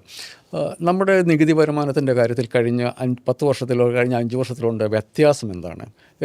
എനിക്ക് മനസ്സിലാവാത്തത് ഇത് ശരിയാണ് എങ്കിൽ, കാരണം ആദ്യത്തെ 8 സംസ്ഥാനങ്ങൾ, നമുക്ക് 28 സംസ്ഥാനങ്ങളുണ്ട്, ബാക്കി 20 സംസ്ഥാനങ്ങൾ നമ്മളെക്കാൾ കുറവ് ശതമാനക്കണക്കിന് നികുതി കിട്ടുന്ന സംസ്ഥാനങ്ങളാണ്. ഈ നികുതി വരുമാനം നിങ്ങളതെങ്ങനെ മാനേജ് ചെയ്തു? ഇതാണ് നമ്മുടെ കാരണം ഞാൻ ഇതിനകത്ത് നോക്കുമ്പോൾ കാണുന്നത് മറ്റ് സംസ്ഥാനങ്ങളിൽ ഇപ്പോൾ ഗുജറാത്ത് എടുത്താലും മഹാരാഷ്ട്ര, തമിഴ്നാട്, തെലങ്കാന വലിയ തോതിൽ മാനുഫാക്ചറിങ് ഇൻഡസ്ട്രി ഉള്ളതാണ്. ഒഡീഷയാണ് അതിൻ്റെ അകത്ത് ഒരു ഓഡ്മാൻ. ഒഡീഷയ്ക്ക് വലിയ തോതിൽ മൈനിങ്, അവർക്ക് 26,000 കോടി മുതൽ 30,000 കോടി വരെ ഒരു വർഷം ഈ മൈനിങ് ലീസ്, റോയൽറ്റി. പിന്നെ അതിൻ്റെ അകത്തുള്ളത് ഒരു സ്റ്റേറ്റ് ഹരിയാനയാണ്. ഹരിയാനയ്ക്ക് എനിക്ക് തോന്നുന്നു ഡൽഹിക്ക് അടുത്ത് കിടക്കുന്ന ഒരു സംസ്ഥാനം. ഇൻഡസ്ട്രിയൽ ഒരു ഡെവലപ്മെന്റ് ഉണ്ട്. അതിൻ്റെ അകത്തുള്ള അങ്ങനെ വെച്ച് നമ്മൾ നോക്കുമ്പോൾ കേരളമാണ് അതിൻ്റെ അകത്ത് അങ്ങനെ ഒരു വലിയ മാനുഫാക്ചറിങ് ഇല്ലാത്ത ഒരു സംസ്ഥാനം. സ്വന്തം വരുമാനം കൊണ്ട് ചെലവിൻ്റെ 61% കൊണ്ടു നടക്കുന്ന ഒരു സംസ്ഥാനം. അതെങ്ങനെ സംഭവിക്കുന്നു? പിന്നെ എങ്ങനെയാണ് ഇത്ര ഭയങ്കരമായ നിങ്ങൾ പിന്നെ കടം മേടിച്ച് മാത്രമാണ് ജീവിക്കുന്നത് എന്നുള്ള കണക്ക് വരുന്നതിൻ്റെ ലോജിക്ക്? നിങ്ങൾ നികുതിയുടെ കാര്യത്തിൽ എന്താണ് ചെയ്തത്? കേരളം ഇപ്പോൾ ഇങ്ങനെ പിടിച്ചു നിൽക്കുന്നത് വാസ്തവത്തിൽ നികുതിയുടെ കാര്യത്തിൽ നമ്മളുണ്ടാക്കിയ ഇമ്പ്രൂവ്മെൻ്റാണ്. 5 വർഷം മുമ്പ് GST വന്നത് കുറച്ച് വർഷമായുള്ളല്ലോ. GST വരുന്നതിന് മുമ്പ് നമ്മൾ സെയിൽ ടാക്സിൻ്റെ കാര്യത്തിൽ നമ്മൾ ഇന്ത്യയിലെ നല്ല ഗ്രോത്തുള്ള സ്റ്റേറ്റുകളിലൊന്നായിരുന്നു. GST വന്നു കഴിഞ്ഞപ്പോൾ നമുക്ക് ഈ റേറ്റിൻ്റെ കാര്യത്തിൽ ഞാൻ പറഞ്ഞ പോലെ നേരത്തെ 14% വരെ ഇന്ത്യയിൽ ശരാശരി ഒരു സ്റ്റേറ്റിന് 100 രൂപയ്ക്ക് 14 രൂപ എന്ന് പറയുന്നതായിരുന്നു റവന്യൂ ന്യൂട്രൽ റേറ്റ് എന്ന് പറയുന്നത്. അതിപ്പോൾ പോയി ഈ മോഡി ഗവൺമെൻറ്, BJP ഗവൺമെൻറ് 2 പ്രാവശ്യം ടാക്സിൻ്റെ പരിഷ്കാരങ്ങൾ വരുത്തി കച്ചവടക്കാർക്ക് സഹായകരം, വലിയ കമ്പനികൾക്ക്, കച്ചവടക്കാർക്കല്ല മാനുഫാക്ചറേഴ്സ് സഹായകരമായിട്ടുള്ള കുറേ നയങ്ങളെടുത്തു. അപ്പോൾ അതിൻ്റെ ഫലമായിട്ട് ഈ ടാക്സ് കുറച്ച് കൊടുത്താൽ ടാക്സിൻ്റെ ഗുണം കസ്റ്റമർക്ക് കിട്ടണം, പക്ഷേ കസ്റ്റമർക്ക് കിട്ടുന്നില്ല. ഞങ്ങളൊരു സ്റ്റഡി നടത്തിയപ്പം പല മേഖലയിലും ഞങ്ങൾ സ്റ്റഡി നടത്തി, കേരളത്തിലെ GST ഡിപ്പാർട്ട്മെൻറ്റ് ഉൾപ്പെടെ. അപ്പോൾ അത് കസ്റ്റമർക്ക് ട്രാൻസ്ഫർ ചെയ്തിട്ടില്ല, ഇതെല്ലാം അവരുടെ ലാഭത്തേക്ക് കൊടുത്തേ ഉള്ളൂ. എന്തായാലും ഫലത്തിലിപ്പോൾ സംസ്ഥാനങ്ങളുടെ വരുമാനം കുറഞ്ഞു. ഇപ്പോൾ നല്ല കുറവാണ്. കഴിഞ്ഞ മാർച്ചിലും ഫെബ്രുവരിയിലൊക്കെ വലിയ തോതിലുള്ള വെട്ടിക്കുറവ് വന്നായിരുന്നു സംസ്ഥാനങ്ങൾക്ക്. അങ്ങനെ നിൽക്കുമ്പോഴും കേരളമാണ് അതിൽ ബെറ്റർ. ഇപ്പോൾ ഈ ഏപ്രിൽ മാസത്തെ ടാക്സിന് വരുമാനം വന്നപ്പോൾ ഇന്ത്യയിലെ പിന്നെ ഇയർ ടു ഇയർ, കഴിഞ്ഞ വർഷം ഏപ്രിൽ ടു ഈ വർഷത്തെ, കഴിഞ്ഞ വർഷം ഏപ്രിൽ ഈ വർഷം ഏപ്രിൽ നോക്കുമ്പോൾ എനിക്കൊന്ന് 13% മറ്റോ നമുക്ക് ഗ്രോത്ത് ഉണ്ട്. ഒത്തിരി ഗ്രോത്ത് ഉണ്ടാകാൻ പറ്റുന്നൊരു സാഹചര്യം നമുക്കില്ല, കാരണം നമ്മൾ ഒത്തിരി വലിയൊരു മാർക്കറ്റൊന്നും അല്ല. എങ്കിലും കേരളത്തിൻ്റെ ടാക്സിൻ്റെ കാര്യത്തിൽ നല്ല ഇമ്പ്രൂവ്മെൻ്റ് ഉണ്ടായി. ഞങ്ങൾ ചുമതല ഏറ്റെടുക്കുന്ന സമയത്ത് കോവിഡ് കഴിഞ്ഞിട്ടുള്ള സമയമാണ്. അല്ലെങ്കിൽ ഞങ്ങളൊക്കെ മാസ്കൊക്കെ ഇട്ടിട്ടാണ് സത്യപ്രതിജ്ഞ ചെയ്യുന്നത്. ഒരു വർഷക്കാലത്തോളം കോവിഡായിരുന്നു. അപ്പോൾ എക്കണോമി ആകെ തകർന്ന് കിടക്കുകയാണ്. ആ സമയത്ത് 47,000 കോടിയായിരുന്നു നമ്മുടെ ഓൺ ടാക്സ് റവന്യൂ. ടാക്സ് നികുതി ഇതര വരുമാനം ഉണ്ടല്ലോ, ഇപ്പോൾ മറ്റു ചില ഫീസുകളൊക്കെ, അതെല്ലാം കൂടെ ചേർത്ത് നമുക്ക് 54,000 കോടിയായിരുന്നു നമ്മുടെ വരുമാനം. അതിപ്പോൾ 1,00,000 കോടിയിലധികമായി ഇപ്പോൾ. അത് സാധാരണ ആ വർധന നമുക്ക് വന്നു എന്നുള്ളതാണ് നമുക്ക് ഏറ്റവും പ്രധാനമായിട്ട്. നമുക്ക് അവിടെ 50,000 കോടിയോളം രൂപയുടെ വ്യത്യാസമാണ് ടാക്സിന് വന്നത്. ഞാൻ നേരത്തെ പറഞ്ഞു പലതരത്തിലുള്ള വെട്ടിക്കുറവ്, ഒരു വർഷം ഏകദേശം 57,000 കോടി രൂപയുടെ വെട്ടിക്കുറവാണ് ശരാശരി കേന്ദ്ര ഗവൺമെൻറ് നയങ്ങൾ കാരണം വന്നത്. അത് പിടിച്ചു നിൽക്കാൻ പറ്റുന്നത് ഈ ഗ്രോത്ത് കാരണമാണ്. ഈ ടാക്സ് വരുമാനം വർദ്ധിച്ചു എന്നുള്ളതാണ് ഏറ്റവും പ്രധാനപ്പെട്ട കാര്യം. നേരത്തെ പറഞ്ഞ ആ കണക്കിനൊപ്പം ഒരു കാര്യം കൂടിയുണ്ട്. കേരളത്തിൻ്റെ ആകെ റവന്യൂ എക്സ്പെൻഡിച്ചറിൻ്റെ അല്ലെങ്കിൽ പിന്നെ വരുമാനത്തിൻ്റെ കണക്കുണ്ട്. അതിനകത്ത് റിസർവ് ബാങ്കിൻ്റെ തന്നെ കണക്കാണ്. 75% സ്റ്റേറ്റിൻ്റെ സ്വന്തമായിട്ട് ഉണ്ടാക്കുന്നതാണ് എക്സ്പെൻഡിച്ചറിൻ്റെ. ഞാൻ പറഞ്ഞു ഇത് 61 വേറൊന്നാണ്. ഇതും പിന്നെ നിങ്ങൾ കടമെടുക്കുന്നതുകൊണ്ട് അതെ, കടമെടുക്കുന്നത് ഉൾപ്പെടെ ഞങ്ങൾ ചിലവാക്കുന്നത് സെൻട്രൽ ഗവൺമെൻറ്റിൽ നിന്ന് ഞങ്ങൾക്ക് കിട്ടുന്നത് 25-26% ഉള്ളൂ. ഇത് ബീഹാറിന് 73%. ഞാൻ കണ്ടിട്ടുണ്ട്. ഇന്ത്യയിലെ ശരാശരി ഒരു സ്റ്റേറ്റിൻ്റെ വരുമാനം അവർ സ്പെൻഡ് ചെയ്യുന്നതിൻ്റെ 53% സെൻട്രൽ ഗവൺമെൻറ്റിൽ നിന്ന് കിട്ടുന്നതാണ്. ഞങ്ങൾക്ക് ആകെ കിട്ടുന്നത് 26%. കേരളത്തിന് മാത്രമല്ല സൗത്ത് ഇന്ത്യൻ സ്റ്റേറ്റ്സിനൊക്കെ ഉണ്ട്. ഞാനിപ്പം കേരളത്തിൽ അപ്പോൾ നമ്മൾ ഗ്രോത്ത് ഉള്ളത് കൊണ്ടാണ്. അപ്പോൾ ഇങ്ങനെ സെൻട്രൽ ഗവൺമെൻറ്റിൽ നിന്ന് കിട്ടുന്നില്ല എന്നുള്ള പ്രശ്നം ആ മേഖലയിലുണ്ട്. എന്നിട്ടും നമ്മളിത് മാനേജ് ചെയ്ത് പോകുന്നു എന്നുള്ളത് നമ്മൾ സ്വന്തം കാലം നിൽക്കാൻ കുറച്ച് പ്രാപ്തമായതുകൊണ്ടാണ്. പക്ഷേ അങ്ങനെ നിൽക്കുമ്പോൾ ഒരു വർഷം നമുക്ക് 50,000 കോടി കുറയുക എന്ന് പറഞ്ഞാൽ 5 വർഷം കൊണ്ട് 2,00,000 കോടി കുറയുക എന്നാണ്.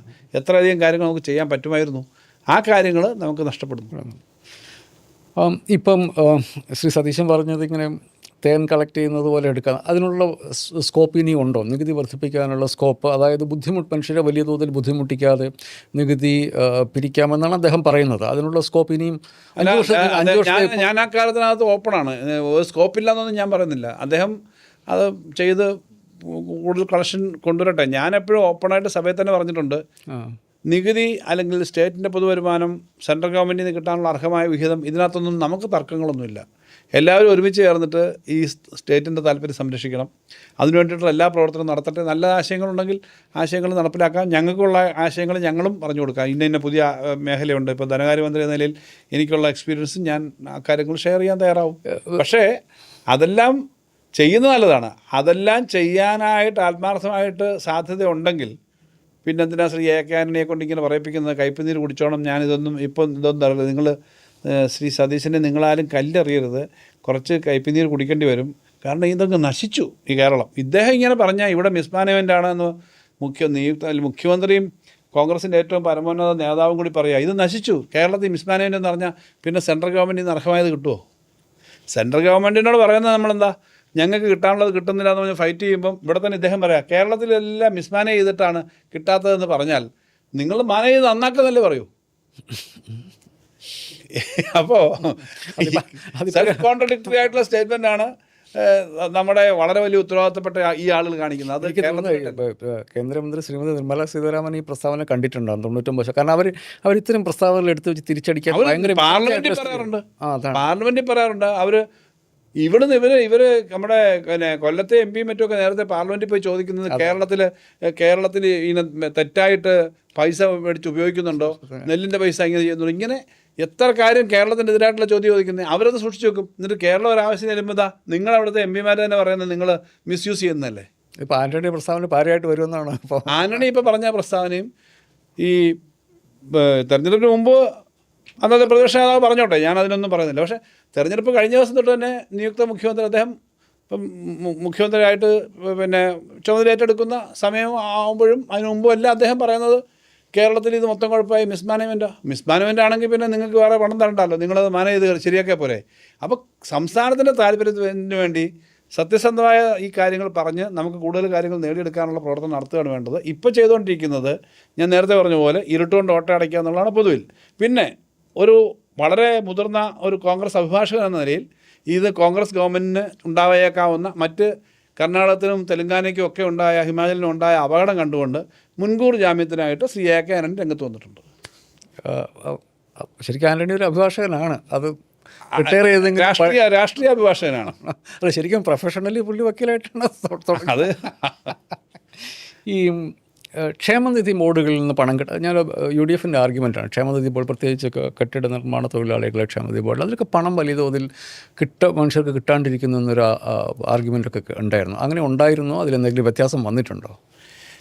ക്ഷേമനിധി ബോർഡുകളുടെ കാര്യത്തിൽ ഒരു ക്ഷേമനിധി ബോർഡിന് കുറച്ച് പേയ്മെൻറ്റ് തടസ്സം വന്നിട്ടുണ്ട്.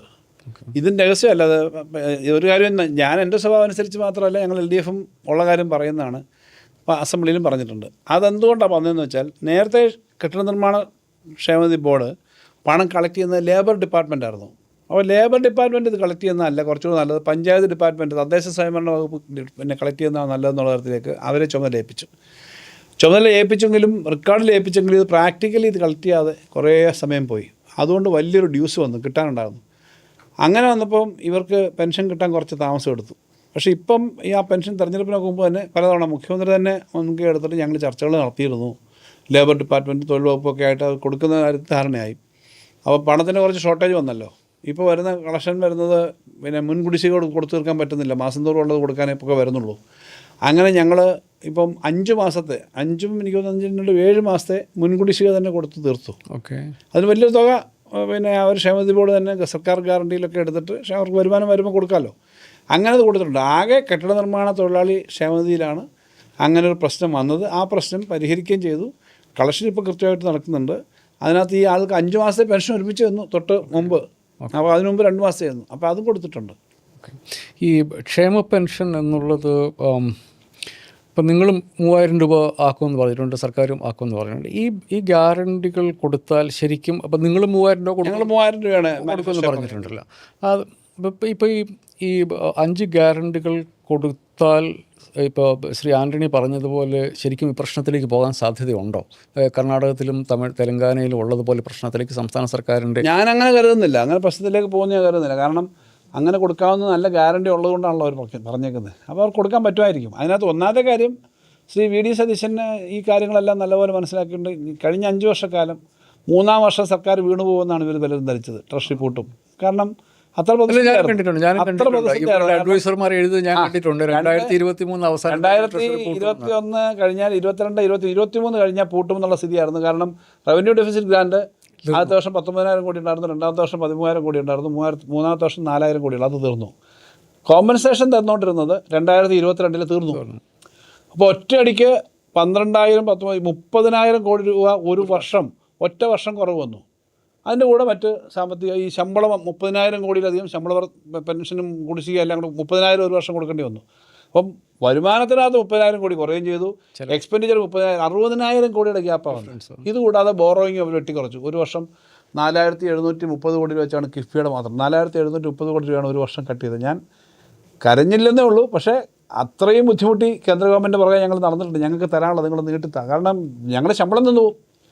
ഞങ്ങളുടെ അപ്പോൾ പല ഉദ്യോഗസ്ഥന്മാരും ആദ്യഘട്ടത്തിൽ ഞാൻ മന്ത്രിയാകുമ്പോൾ എൻ്റെ അടുത്തും അത് എന്നെക്കാളും നമ്മുടെ ഉദ്യോഗസ്ഥന്മാരുടെ അടുത്തും വന്ന് ചോദിക്കുന്നു ശമ്പളം ഇപ്പോൾ നിന്നു പോകുന്ന സ്ഥിതിയാണ്. അവർക്കറിയാലോ കണക്ക്. അവിടെ നിന്നിട്ടാണ് ഇതൊന്നും പുറത്ത് ഇത്രയും അറിയിക്കാതെ ഇതിനടുത്ത് മറികടന്നുകൊണ്ട് ഞങ്ങൾ വന്നത്. ഈ ഒരു പ്രതിസന്ധി ഉള്ളതുകൊണ്ട് തന്നെയാണ് ഞങ്ങൾ അതിനെ മറികടക്കാൻ ഇത്രയും കാര്യം ചെയ്തത്. അങ്ങനെ വന്നിട്ട് ഇപ്പോൾ ഒന്നുകൂടെ ഫിനാൻഷ്യലി ബെറ്ററായി. കാരണം ഫിനാൻസ് കമ്മീഷൻ്റെ ആ അവാർഡ് തന്നെ 10,000 കോടിയാണ്. പിന്നെ സ്വാഭാവികമായി ഉണ്ടാകുന്ന ഇൻക്രീസ് ഉണ്ട്, 10-15,000 കോടി ഒരു വർഷം വരും. അപ്പോൾ അത് നിങ്ങൾക്ക് കണക്ക് നോക്കിയാൽ അറിയാം. സാമ്പത്തിക കണക്കുകൾ നോക്കിയാൽ ഉമ്മൻചാണ്ടി ഗവൺമെൻറ്റിൻ്റെ 5 വർഷക്കാലം 70,000 കോടിക്ക് അടുത്താണ് ഒരു വർഷം ശരാശരി ചിലവാക്കിയത്. ഒന്നാം പിണറായി സർക്കാർ ശരാശരി 1,15,000 കോടിയാണ് ഒരു വർഷം ചിലവാക്കിയത്. ഞങ്ങളത് 1,75,000 കോടിയോളമായി ശരാശരി 5 വർഷം വരുമ്പം. ആദ്യത്തെ 3 വർഷം 1,63,000, 1,60,000 അങ്ങനെയായിരുന്നു. 1,73,000 ആയി. പിന്നെ 2,00,000 കോടിയിലേക്ക് അങ്ങനെ വർദ്ധിച്ചു അവസാനം. അപ്പോൾ അങ്ങനെ വർദ്ധിച്ചു വരുന്ന ഒരു സാഹചര്യത്തിൽ നമ്മൾ പണച്ചെലവ് കുറച്ചിട്ടില്ല, എന്നാൽ ഈ ബുദ്ധിമുട്ടെല്ലാം ഉണ്ടായി. പക്ഷേ ഇത് കൃത്യമായി നോക്കിക്കൊണ്ടിരിക്കുന്ന ആളുകളെന്ന നിലയിൽ, അതിനകത്ത് UDFൻ്റെ പ്രതിപക്ഷ നേതാവ് എന്ന നിലയിൽ അന്ന് ശ്രീ VD സതീശൻ ഇതെല്ലാം മനസ്സിലാക്കിയിട്ടുണ്ട്. അദ്ദേഹത്തിന് ധാരാളം ഉദ്യോഗസ്ഥന്മാരും സുഹൃത്തുക്കളും IAS ഓഫീസർമാരെല്ലാം എല്ലാവരും അങ്ങനെ അങ്ങോട്ടും ഇങ്ങോട്ടും കാര്യങ്ങൾ ഡിസ്കസ് ചെയ്യുന്നവരായിരിക്കുമല്ലോ. ഇത് കൃത്യമായി നടപ്പിലാക്കാൻ പറ്റും. കാരണം ഈ ഗവൺമെൻറ്റിനെ ഭരണപരാജയം പറഞ്ഞല്ലല്ലോ അവർ താഴെ ഇറക്കാൻ ശ്രമിച്ചത്. ഏതെങ്കിലും പേയ്മെൻറ്റ് കൊടുത്തില്ല എന്ന് ഇങ്ങനെയൊക്കെ പൂച്ച പെറ്റു കിടക്കുന്നൊക്കെ അങ്ങനെ പറയുന്നല്ലാതെ ഏതെങ്കിലും മേഖലയിൽ ഒരു സമരം നടന്നിട്ടോ അല്ലെങ്കിൽ ശമ്പളം കിട്ടിയില്ല അങ്ങനെയൊന്നും പറഞ്ഞിട്ടില്ലല്ലോ. ഈ ശമ്പള പരിഷ്കരണം വന്നപ്പോൾ അത് DA മൊത്തം കൊടുത്തു തീർക്കുമെന്ന് പ്രതീക്ഷിച്ചില്ലല്ലോ. അപ്പോൾ അതൊക്കെ വന്നു കഴിഞ്ഞപ്പം അതിനെപ്പറ്റി പറഞ്ഞിട്ടില്ല. പിന്നെ അവർ മറ്റു പല കാര്യങ്ങളാണ്, ഇല്ലാത്ത പല രാഷ്ട്രീയ കാര്യങ്ങളാണ്. ഇന്നത്തെ പത്രത്തിൽ കണ്ടതുപോലെ 40 കാർ ഉപയോഗിച്ചിരുന്ന മുഖ്യമന്ത്രിക്ക് പകരം ഇനി പൈലറ്റ് എസ്കോർട്ട് മാത്രമേ ഉപയോഗിക്കൂ എന്നൊരു വാർത്ത കണ്ടു. 40 കാർ എന്ന് നേരത്തെ പറഞ്ഞെങ്കിലും മനോരമ പത്രം തന്നെയാണെന്ന് തോന്നുന്നു കഴിഞ്ഞ ദിവസം. ഇന്നത്തെ പത്രമുണ്ട്. സാധാരണഗതി 6 മുതൽ 8 കാർ വരെ, 6 മുതൽ 8 കാറല്ല വാഹനം ഉപയോഗിക്കുന്നു, 6 മുതൽ 8 വാഹനം വരെ ഉപയോഗിച്ചു. അപ്പം 40 കാർ എന്നുള്ളത് 4 കാറായി ചുരുങ്ങി, 32 കാർ പോയി. അപ്പോൾ ഇതാണ് പ്രചരണം. ഈ തരത്തിലുള്ള പ്രചരണമാണ് നടത്തിക്കൊണ്ടിരുന്നത്. മുഖ്യമന്ത്രി അങ്ങനെയാണ് പോകുന്നത്. യഥാർത്ഥത്തിൽ പോലീസിൻ്റെ കാറെടുത്ത് മുഖ്യമന്ത്രി ഉപയോഗിച്ചിരുന്നത് പോലീസുകാരെടുത്തോണ്ട് പോയി. ഇന്ന് കാലം മാറിയപ്പോൾ എന്താ പോലീസ് വിഡ്രോ ചെയ്തു. സെക്യൂരിറ്റി വാഹനങ്ങൾ 3 വാഹനങ്ങൾ ഒരേ കളറായിരിക്കും. അത് ഇതൊക്കെ ഈ സെക്യൂരിറ്റിയുടെ കാറ്റഗറിയിലുള്ള ഓരോ കാറ്റഗറിയിലുള്ളവരുടെയാണ്. ഇപ്പം പുതിയ മുഖ്യമന്ത്രി ഇപ്പോൾ 2 കാർ മതി, 2 പൈലറ്റ് എസ്കോർട്ട് മതി, ആയിക്കോട്ടെ. പക്ഷേ നേരത്തെ ഉണ്ടായിരുന്ന പൈലറ്റ് എസ്കോർട്ടിനും കൂടാതെ 1-2 വാഹനം കൂടെ, പ്രധാനമായിട്ടും ഇതിനൊപ്പം സഞ്ചരിക്കുന്ന 2 വാഹനങ്ങളും ഒക്കെ ഉണ്ടായിരുന്നു. ഇത്രയേ ഉള്ളൂ. ഇതിനെപ്പറ്റി എല്ലാം തെറ്റിദ്ധരിപ്പിച്ച് ഇല്ലാത്ത കാര്യങ്ങൾ പ്രചരിപ്പിച്ച് ആ പ്രചരണം ജനങ്ങൾ വിശ്വസിച്ചു. ഞങ്ങൾ കറക്റ്റ് ചെയ്യേണ്ട കാര്യങ്ങൾ കറക്റ്റ് ചെയ്യേണ്ടതെന്നൊന്നും ഞാൻ വിചാരിക്കുന്ന ആളുമല്ല. ഞങ്ങൾക്ക് പോരായ്മകളൊന്നും ഉണ്ടാകാത്ത ആളുകളാണെന്ന് വിചാരിക്കുന്നവരല്ല. ഞങ്ങൾക്ക് പോരായ്മകളുണ്ടാവും. പക്ഷേ ഗവൺമെൻറ്റിൻ്റെ ഭരണത്തിനകത്ത് ഇന്നത് കൊടുത്തില്ല, ഇന്നത് ചെയ്തില്ല എന്നൊന്നും പറയാനുണ്ടായിരുന്നില്ല. മറ്റ് കാര്യങ്ങൾ, രാഷ്ട്രീയ കാര്യങ്ങൾ, മറ്റ് ഇല്ലാത്ത പല കാര്യങ്ങൾ ഒക്കെ പ്രചരിപ്പിച്ചിട്ട് വലിയ തോതിൽ എതിരായ അഭിപ്രായങ്ങൾ ഉണ്ടാക്കിയതാണ്. അപ്പോൾ ആ അഭിപ്രായങ്ങളൊക്കെ അങ്ങനെ കിടക്കുന്നുണ്ട് എന്നുള്ളത് ജനങ്ങളിനിയും മനസ്സിലാക്കും ഈ കാര്യങ്ങൾ. അതുകൊണ്ട് ഇപ്പോൾ ഈ പറഞ്ഞ വരുന്ന ദിവസങ്ങളിലെ കാര്യങ്ങളിലൊക്കെ കാര്യങ്ങൾ കുറച്ചുകൂടെ ആളുകൾ മനസ്സിലാക്കി. എനിക്ക് തോന്നുന്നു ശ്രീ ബാലഗോപാൽ അസംബ്ലിയിലുണ്ട്, പൂച്ച പെറ്റ് കിടക്കുന്നു, കയ്പുനീര് കുടിക്കണം, ഇത്തരം വർത്തമാനങ്ങൾ കൊണ്ടല്ല പുതിയ സർക്കാർ കാര്യങ്ങൾ ജനങ്ങളോട് പറയേണ്ടത്. കണക്കുകൾ വെച്ചുകൊണ്ട് തന്നെ കഴിഞ്ഞ 2 സർക്കാരുകളെ പുതിയ സർക്കാർ ഓഡിറ്റ് ചെയ്യണം. അതിനുള്ള കാര്യങ്ങൾ നാട്ടുകാരോട് പറയണം. അതിൽ ഇനി അങ്ങോട്ട് എനിക്ക് തോന്നുന്നു നമ്മൾ ഈ കണക്കുകൾ മലയാളി കൂടുതൽ ശ്രദ്ധിക്കേണ്ടി വരും. കാരണം ശ്രീ ബാലഗോപാൽ അദ്ദേഹം വസ്തുതാപരമായിട്ട് കാര്യങ്ങൾ പറഞ്ഞുകൊണ്ടിരിക്കുന്ന, സാധാരണഗതിയിൽ കണക്കുകൾ വെച്ച് പറയുന്ന ആൾ തന്നെയാണ്. അതുകൊണ്ട് പൊതുയോഗത്തിൽ പറയുന്നത് പോലെ പൂച്ച പെറ്റ് കിടക്കുന്ന കഥ ഇനി അങ്ങോട്ട് പറയുന്നത് ശ്രദ്ധിച്ച് പോകണം. കണക്കുകൾ നമ്മുടെ നാട്ടിൽ ഇനിയും ആളുകൾ ചർച്ച ചെയ്യാനിരിക്കുകയാണ്. Thanks a lot.